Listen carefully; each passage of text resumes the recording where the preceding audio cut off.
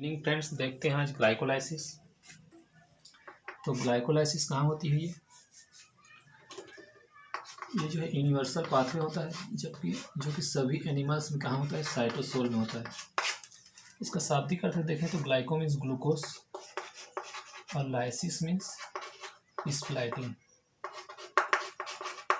यानी ग्लूकोज का टूटना। ग्लूकोज किस में टूटता है? पायरुवेट में। तो देखते हैं ये किस प्रकार से पायरुवेट में टूटता है।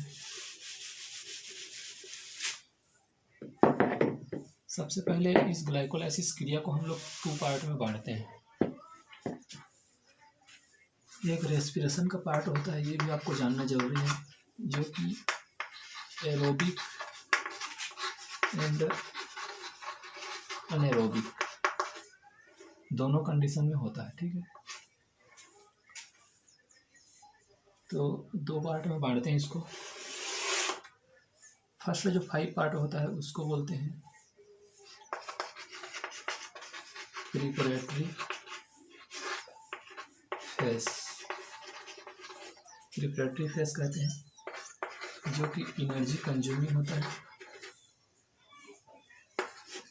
एनर्जी कंज्यूमिंग, हमको जो है एनर्जी देना पड़ता है। सेकेंड जो पार्ट है पे हाफ फेस, इसको बोलते हैं एनर्जी प्रोड्यूसिंग फेस। हमको एनर्जी मिलता है। तो हम लोग जो है जो फसल बोएंगे वही फसल काटेंगे, यानी हम लोग एटीपी के रूप में पहले एनर्जी देंगे, लास्ट में एटीपी के रूप में एनर्जी प्राप्त करेंगे। तो देखते हैं किस प्रकार से ये दोनों फेस चलते हैं।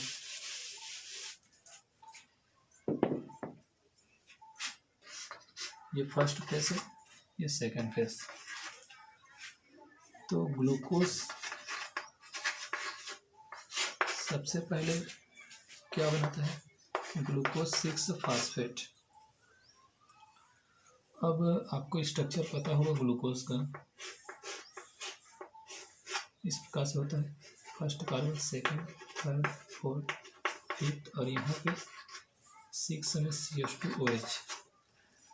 तो ग्लूकोज 6 फास्फेट, इसके 6 पोजीशन पे एक फास्फेट ऐड हो जाता है। एंजाइम कौन सा काम करता है? हेक्सोकाइनेस। आपको पता होना चाहिए कि काइनेस एंजाइम जो है फास्फेट को ऐड करता है। अब फास्फेट ऐड कैसे करेगा? उसके लिए एटीपी की ज़रूरत पड़ती है। एटीपी में फास्फेट प्रेजेंट है, जिसमें से एडिनोसिन ट्राईफास्फेट 3 फास्फेट है ये, उसमें से एक फास्फेट 6 पोजीशन पे ऐड कर दिया। अब ये बचा 2 फास्फेट, एडीपी में कन्वर्ट हो गया। इसके लिए इसे कुछ आयंस की ज़रूरत पड़ती है, Mg2+ या फिर मैग्नीज 2+। इस आयंस की सहायता से ग्लूकोज क्या बनाता है? ग्लूकोज 6 फास्फेट बनाता है। ये हो गया फर्स्ट स्टेप। अब देखते हैं ग्लूकोज 6 फास्फेट से बनता है fructose 6 phosphate. Fructose 6 phosphate glucose का एक आइसोमर होता है, ग्लूकोज 6 फास्फेट का। यहाँ पे आइसोमरेस एंजाइम यूज होता है। फ्रक्टोज 6 फास्फेट का स्ट्रक्चर देखें, इस प्रकार से होता है। यहाँ पे हमको ग्लूकोज 6 फास्फेट से फ्रक्टोज 6 फास्फेट बनाने की ज़रूरत क्यों पड़ती है? तो यही फास्फेट ऐड करने उसका वजह होता है। आगे देखेंगे, जैसे आइसोमरेस के द्वारा ये कन्वर्ट हो गया फ्रक्टोज 6 फास्फेट में। अब फ्रक्टोज 6 फास्फेट क्या बनाते हैं? फ्रक्टोज 1,6 बिस फास्फेट।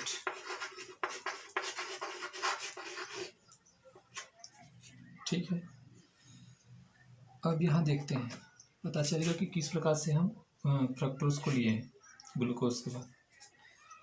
अब ग्लूकोज के पास एक ही ऐसा पोजीशन है जहाँ पे हम लोग फास्फेट जोड़ सकते हैं। अब फ्रक्टोज का स्ट्रक्चर देखें, ये first carbon, second carbon, third, fourth, ये फिफ्थ और ये सिक्स। यहाँ पे ऐसे दो पोजीशन होते हैं जहाँ पे हम लोग फास्फेट ऐड कर सकते हैं, फर्स्ट और सिक्स। इसलिए फर्स्ट और सिक्स में फास्फेट ऐड किए। तो यहाँ भी हमको फास्फेट ऐड करने के लिए क्या ज़रूरत पड़ेगी, एटीपी की ज़रूरत पड़ेगी। इसके साथ साथ एंजाइम कौन सा काम करेगा, फास्फोफ्रक्टोकाइनेस। काइनेस फास्फेट जोड़ता है, ठीक है। और ये जो मैग्नीशियम आयन है और मैग्नीज आयन यहाँ भी यूज़ होगा। अब यहाँ से देखते हैं, यहाँ से हम लोग देखे थे कि ग्लूकोज 6 कार्बन वाला है, ये भी 6 कार्बन, ये भी 6 कार्बन, अब ये भी 6 कार्बन है। अब ये 2 पार्ट में डिवाइड हो जाते हैं, इधर 3 कार्बन कंपाउंड, इधर 3 carbon compound. Fructose 1,6-20 phosphate dihydroxy acetone phosphate, dihydroxy acetone phosphate, और ग्लिसरल्डिहाइड 3 फास्फेट, दोनों 3 कार्बन कंपाउंड है, दोनों में टूट जाता है।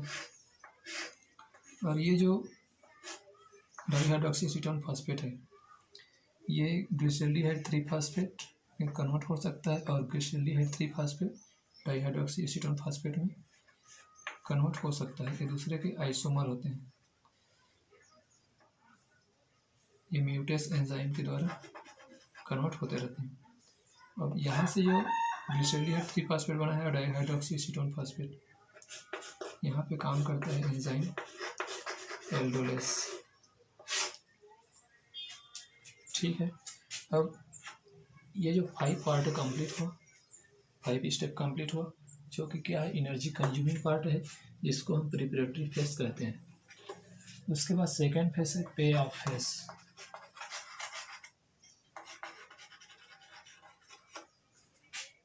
अब जो ग्लिसरल्डिहाइड 3 फास्फेट है आगे भाग लेता है, क्योंकि ये जो डाईहाइड्रोक्सी एसीटोन फास्फेट है ग्लिसरल्डिहाइड 3 फास्फेट में कन्वर्ट हो सकता है, इसलिए ये भी कन्वर्ट हो जाता है। इस प्रकार से हमको 2 ग्लिसरल्डिहाइड 3 फास्फेट प्राप्त होते हैं। अब ये बनाता है 1,3-बिसफास्फो ग्लिसरिक एसिड या ग्लिसरेट, ठीक है। तो यहाँ पे एक एंजाइम काम करता है जिसको बोलते हैं डिहाइड्रोजिनेस। डिहाइड्रोजिनेस का अर्थ क्या है, ये हाइड्रोजन जो है बाहर करेगा, 2 हाइड्रोजन। अब उसको पिकअप कौन करेगा, एक को एंजाइम NAD प्लस ये बना लेता है 2 NADH प्लस H प्लस। यहाँ पे हम 2 क्यों लिए हैं, क्योंकि ग्लिसरल्डिहाइड 3 फास्फेट के 2 मॉलिक्यूल है, इसलिए यहाँ पे 2 NADH प्रोड्यूस होगा। और एंजाइम कौन सा है, डिहाइड्रोजिनेस। अब 1,3-बिसफास्फोग्लिसरेट, यहाँ पे एक और आपको बता दूँ, इसके अलावा एक और ज़रूरत पड़ती है H3PO4, इसी को बोल देते हैं हम लोग इनऑर्गेनिक फास्फेट, ठीक है। इनऑर्गेनिक फास्फेट भी इसमें ऐड होता है, इसीलिए जो है फर्स्ट पोजीशन पे जो फास्फेट ऐड हुआ है यही इनऑर्गेनिक फास्फेट है। 3 पोजीशन पे ऑलरेडी यहाँ फास्फेट था।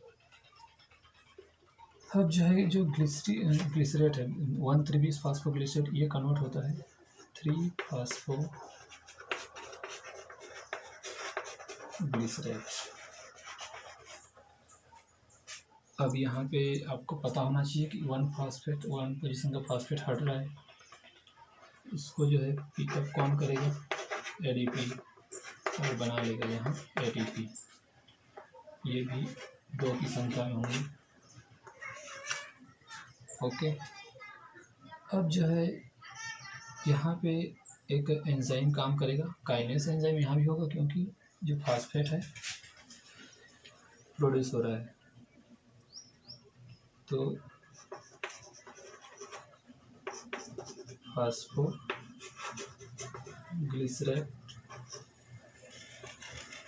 काइनेस या फास्फोग्लिसरिक एसिड काइनेस। अब ये 3 फास्फोग्लिसरेट बनाएगा 2 फास्फोग्लिसरेट।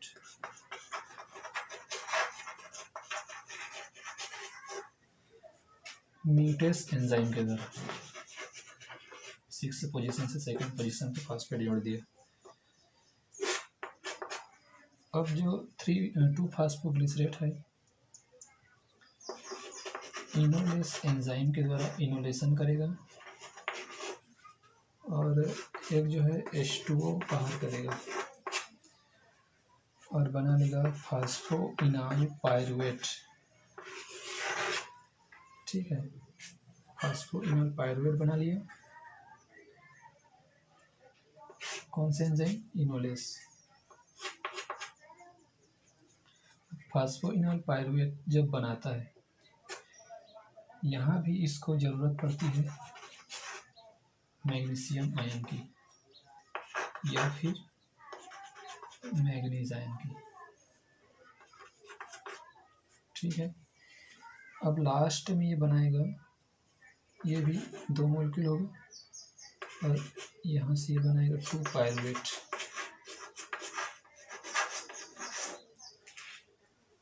2 पायरुवेट बनाएगा और एंजाइम काम करता है पायरुवेट काइनेस। आपको पता होना चाहिए यहाँ भी एक फास्फेट है, फास्फोइनाइल पायरुवेट। तो ये जो है एक फास्फेट को बाहर करेगा और ये एडीपी जो है क्या कर लेगा, उसको एक्सेप्ट कर लेगा और बना लेगा एटीपी। ठीक है, 2 एटीपी। इस प्रकार से हमको जो है 2 पायरुवेट मिल जाएगा। अब देखते हैं कि हमको टोटल जो है कितने एटीपी प्रोड्यूस हुए, कहाँ कहाँ पे प्रोड्यूस हुए। तो फर्स्ट 2 स्टेप देखे थे हम लोग, फर्स्ट और ये जो 3rd स्टेप है, यहाँ पे हम लोग 2 एटीपी कंज्यूम किए। ठीक है,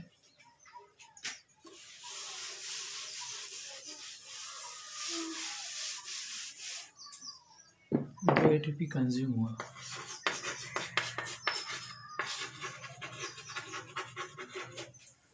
अब देखते हैं यहाँ पे हमको 2 एटीपी मिला है, यहाँ पे हमको 2 एटीपी मिला है। टोटल कितना एटीपी मिला? 4 एटीपी प्रोड्यूस हुआ। NADH कितना मिला है? 2 NADH मिला है। अब आपको ध्यान देना है एरोबिक एंड अनएरोबिक कंडीशन। जब O2 प्रेजेंट हो, एरोबिक कंडीशन हो, उस स्थिति में क्या होगा? NADH आगे भाग लेगा पीडीएच कॉम्प्लेक्स में, पीडीएच कॉम्प्लेक्स में भाग लेगा, फिर आगे जाएगा ये क्रेब साइकिल में। सॉरी, NADH जो है एरोबिक कंडीशन होता है, उस स्थिति में पीडीएच कॉम्प्लेक्स चलेगा, क्रेब साइकिल चलेगा और क्रेब साइकिल चलेगा तो आगे ETS सिस्टम भी होगा। तो उसमें जो ये एनर्जी भाग लेगा और ये कितना एनर्जी बनाता है? लगभग 6 ATP बनाता है। इस प्रकार से NADH से हमको 6 ATP मिलेगा जब कंडीशन एरोबिक हो, और हमको ग्लाइकोलाइसिस में ATP सीधा मिला था 4 ATP, लेकिन 2 ATP खा चुकी हैं तो हमको ओनली जो है 2 ATP मिला। इस प्रकार से टोटल जब हमको एरोबिक कंडीशन हो तो ग्लाइकोलाइसिस क्रिया से 8 ATP के बराबर एनर्जी मिलता है। लेकिन कंडीशन अनएरोबिक है तो क्या होगा? अनेरोबिक कंडीशन में जो है NADH तो भाग नहीं लेगा, ETH सिस्टम चलेगा नहीं, आगे ये रुक जाएगा। कौन सा क्रिया चलेगा? फर्मेंटेशन, जिसमें जो लैक्टिक एसिड का फॉर्मेशन होता है और उसमें जो है किसी भी प्रकार का ATP हमको प्रोड्यूस नहीं होता है, तो ओनली जो है 2 ATP हमको मिलेगा। ठीक है, जब कंडीशन एनारोबिक हो 2 ATP मिलेगा, क्योंकि हमको ग्लाइकोलाइसिस में 4 ATP तो मिल रहा है लेकिन 2 ATP खर्च कर रहे हैं, इसलिए हमको टोटल नेट गेन 2 ATP। ये हो गया ATP जो कि ग्लाइकोलाइसिस में प्रोड्यूस होते हैं। अब देखते हैं इनहिबिटर्स के बारे में देखते हैं। तो यहाँ पे जो डिहाइड्रोजिनेस एंजाइम है, इस डिहाइड्रोजिनेस एंजाइम जो 1,3-बिसफास्फो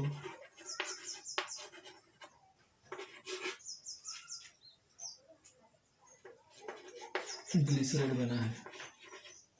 यहाँ पे एंजाइम क्या काम क्या? डिहाइड्रोजिनेस।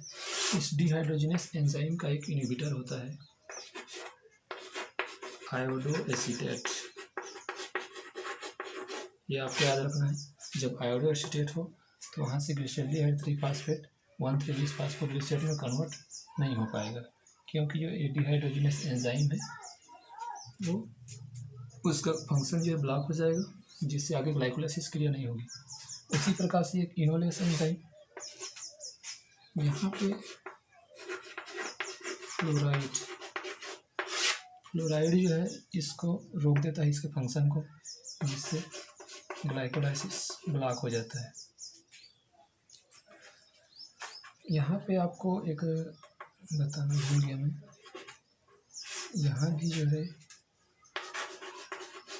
Mg2+ या Mn2+ कार्य करता है, यानी इसकी उपस्थिति में पायरुवेट काइनेस काम करता है, जैसे कि फर्स्ट स्टेप में किया था जो हेक्सोकाइनेस है। इसके साथ साथ एक और आपको याद रखना है, यहाँ पे पोटेशियम आयन की भी ज़रूरत पड़ती है फास्फोइनोल पायरुवेट बनाने में। Okay, good day.